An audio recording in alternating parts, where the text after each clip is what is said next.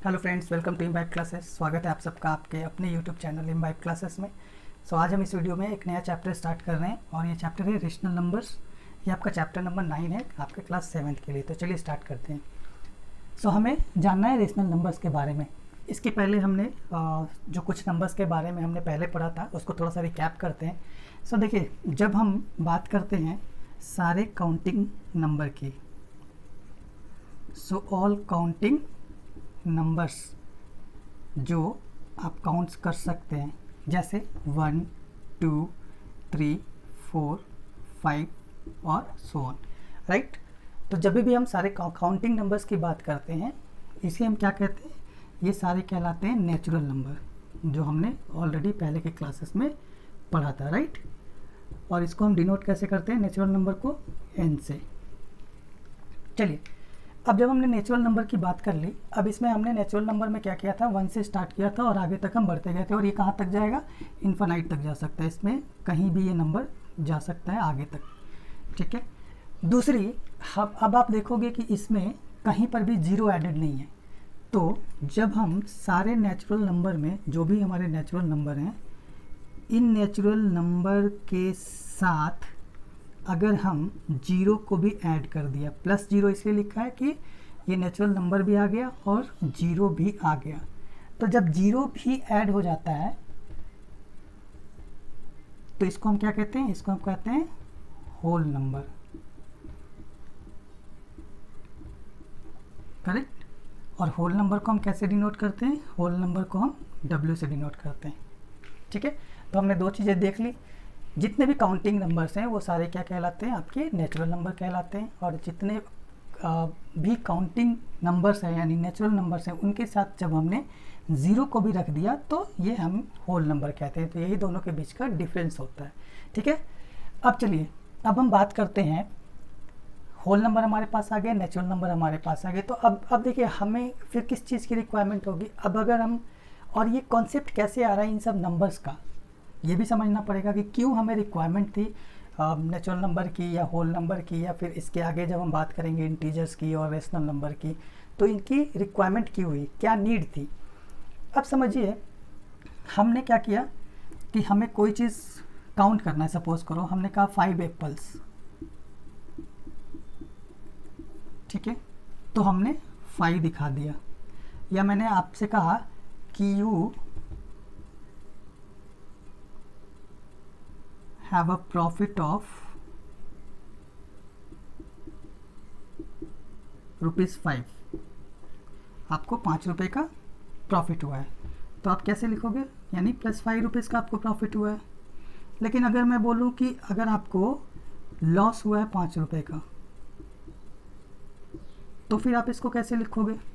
तो इसकी रिक्वायरमेंट, अब अगला कॉन्सेप्ट आ गया हमारे पास, ठीक है। अब देखिए, हमने 5 तो लिख लिया क्योंकि हमारे पास ये नंबर्स थे, तो हमने लिख दिया कि हम किसी ने कहा कि आपको प्रॉफिट हुआ 5 रुपीज़ का, तो आपने लिख दिया। किसी चीज़ को आपने जो होता है ऐड कर लिया। जैसे सपोज़ करो कि मैंने आपको कहा कि आपके पास 5 रुपीज़ है और आपको और 5 रुपीज़ दिया गया, अब ऐड करो, कितना हो जाएगा? 10 रुपीज़ हो जाएगा। तो आपके पास नंबर था नेचुरल नंबर, आपने क्या किया? लिख दिया +10। या आपके पास पहले 5 था, अब आपसे कहा गया कि उसमें और ऐड हो गया 5, तो आपने +5 करके और बता दिया 10, पॉजिटिव नंबर आ गया। लेकिन अब मैं आपसे कहूँ कि आपके पास 5 रुपीज़ थे और उसमें से जो है वो आपको 7 रुपीज़ किसी को देने हैं। 5 रुपये हैं आपके पास, लेकिन आपको देना किसी के पास 7 रुपीज़ हैं। तो कॉन्सेप्ट क्या आ जाएगा? अब तो नेगेटिव हो जाएगा। तो आपको कितने अब 5 रुपीज़ थे, लेकिन आपको देने कितने? 7 रुपीज़। तो यहाँ पे कहीं -2 रुपीज़ जो है वो आपके पास नहीं है। एक एग्जांपल समझिए। तो इससे आ गया माइनस वाला कॉन्सेप्ट। तो जब हम बात करते हैं कि जो भी नेगेटिव्स हैं आपके, किसके? नेगेटिव्स ऑफ नेचुरल नंबर जो हैं,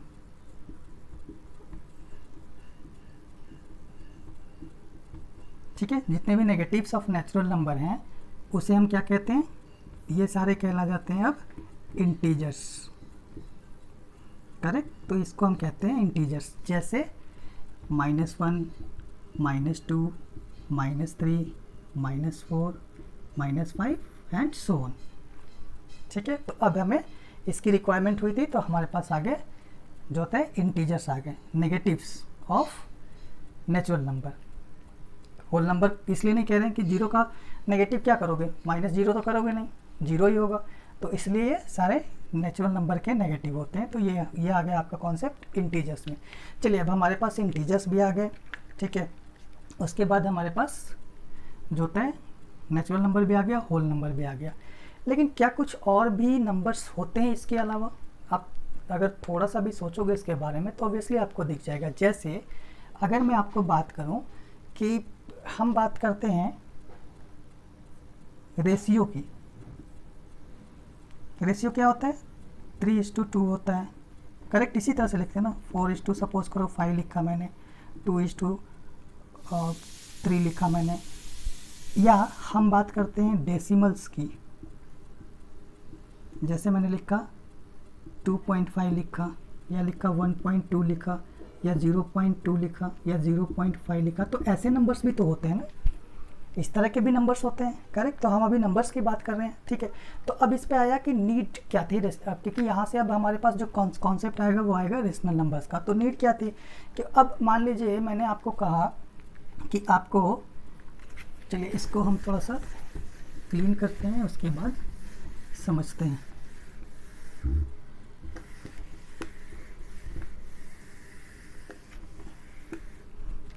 जैसे मैंने आपसे कहा कि 750 मीटर्स है और इसको अब आपको किलोमीटर में लिखना है।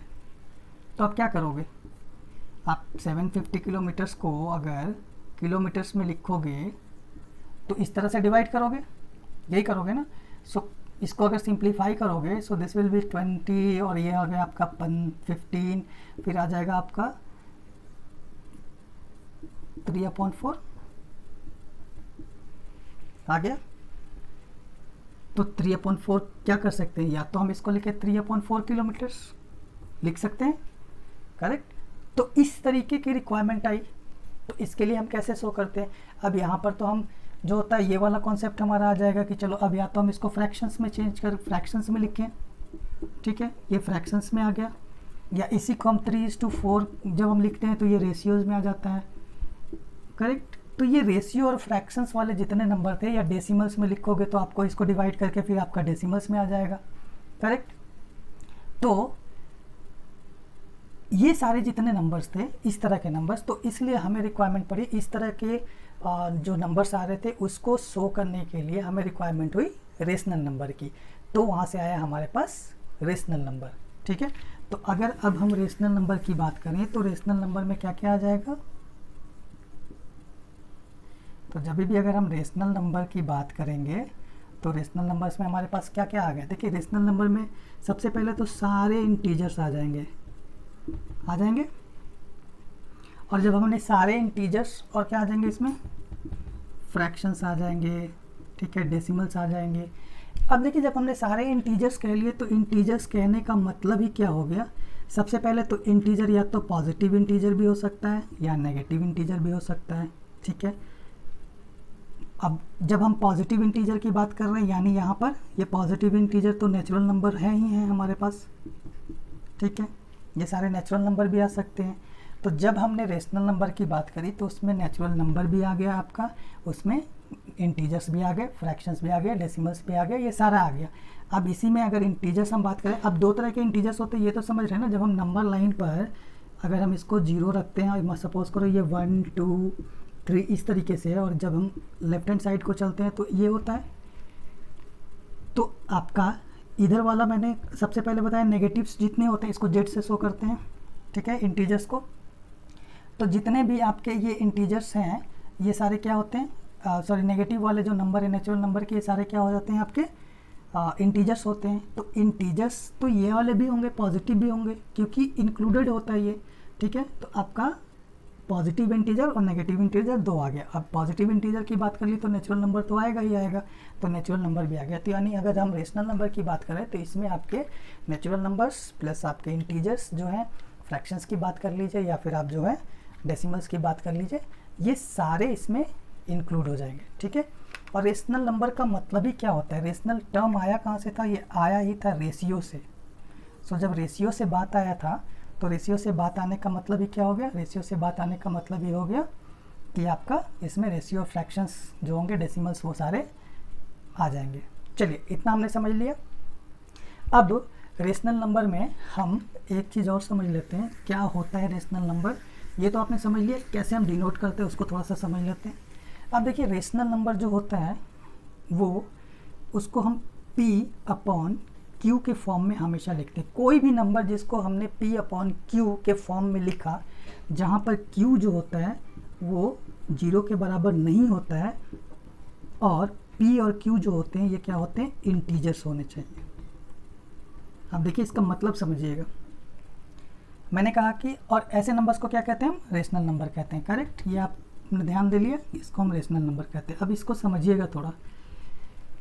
मैंने कहा कि ऐसे नंबर जो P अपॉन Q के फॉर्म में रहते हैं, जहाँ पे P और Q इंटीजर होते हैं। अब इंटीजर्स क्या है, इंटीजर्स हमने पढ़ लिया। इंटीजर्स क्या होते हैं, इंटीजर्स होते हैं आपके कोई सा भी नंबर, या तो पॉजिटिव वाला ले लो या नेगेटिव वाला ले लो, सारे इंटीजर्स हैं। तो अगर मान लीजिए मैंने लिखा 3 अपॉन 4, 3 मेरा इंटीजर है, होगा इंटीजर, बिल्कुल होगा इंटीजर, अभी हमने पढ़ा था। 4 मेरा इंटीजर है, बिल्कुल है। सो 3 अपॉन 4 जब हमने लिख लिया तो इसको हम क्या कह सकते हैं, इसको हम कह सकते हैं रेशनल नंबर। ठीक है, तो पहला तो एक तो ये तो पूरा हो गया कि इंटीजर्स होने चाहिए, तो इंटीजर्स आ गया। अब इंटीजर्स इसलिए कहा गया है कि देखिए इंटीजर्स का मतलब क्या है, नंबर होना चाहिए। अब नंबर कौन से हो सकते हैं, तो पॉजिटिव भी हो सकते हैं, नेगेटिव भी हो सकते हैं। तो इसीलिए इंटीजर्स में तो दोनों चीज़ें आती हैं, पॉजिटिव भी आता है और नेगेटिव भी आता है, तो इसलिए यहाँ पर डायरेक्टली इंटीजर्स कहा गया, पहली चीज़। लेकिन ध्यान हमें ये देना है कि Q को कभी भी हमें 0 नहीं रखना। ये तो पहला हमारा पूरा हो गया, Q कभी भी 0 नहीं होगा। तो देखिए ये है Q, ये कभी भी 0 नहीं हो सकता है। ठीक है, ये आपका रेशनल नंबर होता है। तो जब हम किसी भी नंबर को P अपॉन Q के फॉर्म में जो होता है रिप्रेजेंट करते हैं या प्रेजेंट करते हैं, जहाँ पे Q की वैल्यू जो होती है वो 0 नहीं होती है, तो उसको हम क्या कहते हैं, रेशनल नंबर कहते हैं। ठीक है, चलिए, तो ये है आपका बेसिकली रेशनल नंबर। तो हमने समझ लिया नेचुरल नंबर के बारे में, हमने समझा था होल नंबर के बारे में, ऑलरेडी हम जानते हैं इंटीजर्स क्या है वो समझ चुके हैं हम। इस चैप्टर में बेसिकली आपको रेशनल नंबर्स के बारे में ही समझना है। तो ये है आपका रेशनल नंबर। अब आपको कोई कन्फ्यूज़न नहीं है, जितने भी इंटीजर्स होंगे वो सारे क्या हो सकते हैं, रेशनल नंबर हो सकते हैं। और अगर हम इंटीजर्स को रेशनल नंबर बता रहे हैं, इसलिए आपके नेचुरल नंबर भी आपका जो होता है वो इंटीजर हो सकता है। 0 हो सकता है कि नहीं हो सकता, बिल्कुल हो सकता है, 0 भी इंटीजर हो सकता है। मैंने कहा P अपॉन Q के फॉर्म में लिखते हैं, लो मैंने लिख दिया 0 अपॉन 1, हालांकि वैल्यूज जो है वो 0 आ जाएगी, लेकिन मैंने लिख दिया 0 अपॉन 1। तो ये भी आपको ध्यान देना है, क्या 0 जो है वो रेशनल नंबर हो सकता है, हो सकता है। रेशनल नंबर को हम P अपॉन Q के फॉर्म में लिखते हैं, मैंने लिख दिया, ये हो गया P और ये हो गया Q, करेक्ट। ठीक है, और मेरा Q जो है वो 0 नहीं है। ठीक है, ऐसे लिख दिया। अब देखिए Q जो है वो 0 क्यों नहीं होना चाहिए, ये भी थोड़ा सा समझ लेते हैं। अब 0 तो हमारा हो गया। अब अगर हमने सपोज करो 3 अपॉन 4 की जगह पे अब 3 अपॉन 0 लिख दूँ, अगर Q को मैंने 0 लिख दिया सपोज करो, इंटीजर तो ये भी है, मैंने कहा इंटीजर होना चाहिए, तो इंटीजर तो ये भी है, लेकिन 0 क्यों नहीं लिखते हैं।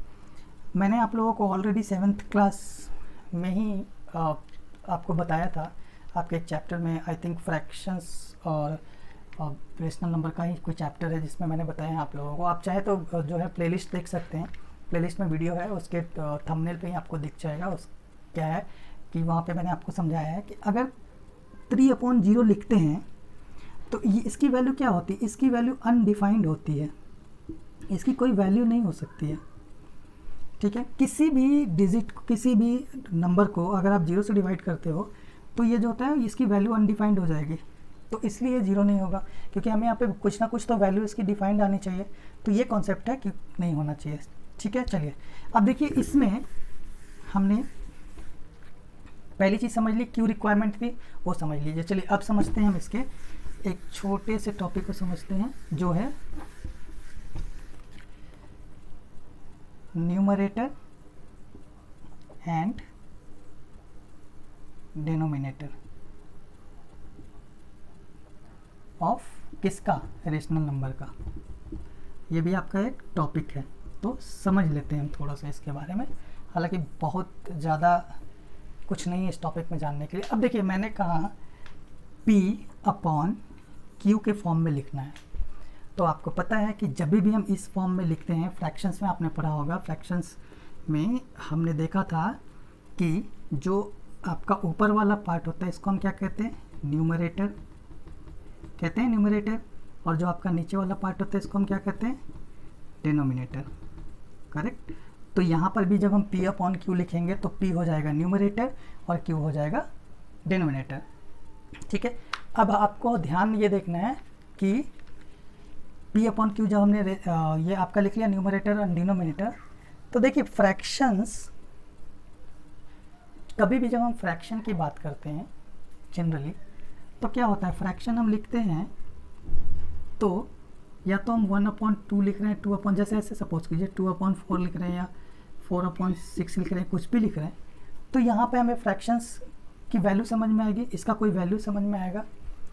लेकिन अगर मैं -2/3 लिखूँ, ठीक है, तो क्या इसकी कितनी वैल्यू आएगी समझ में, हालांकि इसको किया जा सकता है लेकिन माइनस में वैल्यू आ जाएगी, करेक्ट। तो अब हम जब यहाँ पे सपोज देखिए, हम जो आपका रेशनल नंबर है, इसको तो हम रेशनल नंबर की जगह पे 2/4 की जगह पे हम -2/3 होता तो क्या ये रेशनल नंबर नहीं होता, बिल्कुल होता, क्योंकि इंटीजर तो है ही, -2 भी इंटीजर है, ठीक है, और 3 जो है वो भी इंटीजर है, तो ये तो हो ही सकता है, बिल्कुल हो सकता है। 0 नहीं होगा, क्यों, वो मैंने ऑलरेडी आपको बता दिया कि यहाँ पर 0 क्यों नहीं होगा। तो ये बेसिकली आपका न्यूमरेटर और डिनोमिनेटर होता है, एक किसी रेशनल नंबर का न्यूमरेटर अपर वाला पार्ट जो P होता है, Q आपका डिनोमिनेटर होता है। मैंने आपको बताया है कि डिनोमिनेटर इसमें कभी भी 0 नहीं होगा, यानी Q कभी भी 0 के बराबर नहीं होगा, तो ये आपको समझना है। अब इसमें एक और चीज़ समझ लेते हैं हम, इक्विवेलेंट, जो आपका इक्विवेलेंट के बारे में समझ लेते हैं, इक्विवेलेंट रेशनल नंबर, ठीक है, एक और टॉपिक है इक्विवेलेंट रेशनल नंबर, तो चलिए समझ लेते हैं। अब देखिए, हमने फ्रैक्शंस में ही पढ़ा था इक्विवेलेंट नंबर के बारे में। अगर मैंने 1/2 लिखा है, ठीक है, और मैं क्या करता हूँ, 1/2 को 2/2 से मल्टीप्लाई करा, फिर मैंने 1/2 को 3/3 से मल्टीप्लाई किया, फिर मैंने 1/2 को 4/4 से, 1/2 को 5/5 से, और इसी तरह हम करते जा रहे हैं। अब क्या समझा रहा हूँ मैं, आप देखिए, इसकी वैल्यू क्या हो जाएगी 2/4, इसकी वैल्यू क्या हो जाएगी 3/6, इसकी वैल्यू हो जाएगी 4/8, और इसकी वैल्यू हो जाएगी 5/10, ठीक है। अब देखिए, कोई सा भी अगर आप वैल्यू देखोगे तो इसको आप अगर सिंप्लीफाई करोगे तो फिर से क्या आ जाएगा, 1/2 आ जाएगा, इसको भी सिंप्लीफाई करोगे तो 1/2 आ जाएगा, इसको भी सिंप्लीफाई करोगे तो 1/2 आ जाएगा। सो इस तरह के फ्रैक्शंस, अगर हम 1/2 के इस तरह के फ्रैक्शंस लिखते जा रहे हैं, यानी इस तरीके से आपको, और मैंने यहाँ पे 2 से मल्टीप्लाई किया, तो आपको पता है कि जब भी कोई हम नंबर लिखते हैं, अगर किसी न्यूमरेटर पार्ट को अगर आप किसी नंबर से मल्टीप्लाई करो तो डिनोमिनेटर को भी आपको मल्टीप्लाई करना पड़ेगा, नहीं तो नंबर जो होगा बैलेंस नहीं होगा, करेक्ट। तो इस तरीके से जब भी हम करते हैं तो इसको हम क्या बोलते हैं, इक्विवेलेंट, राइट, हमने फ्रैक्शंस में पढ़ा था इसके बारे में।